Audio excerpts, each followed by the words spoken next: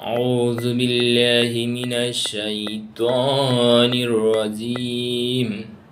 بسم الله الرحمن الرحيم.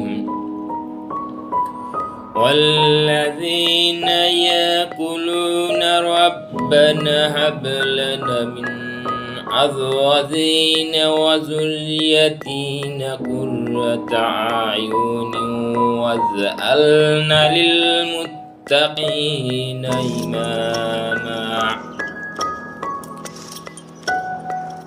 যাহারা প্রার্থনা করে, হে আমাদের প্রতিপালক, আমাদের জন্য এমন স্ত্রী ও সন্তান সন্ততি দান করো যাহারা হইবে আমাদের জন্য নয়ন প্রীতিকর, এবং আমাদেরকে করো মুত্তাকিদের জন্য অনুসরণযোগ্য।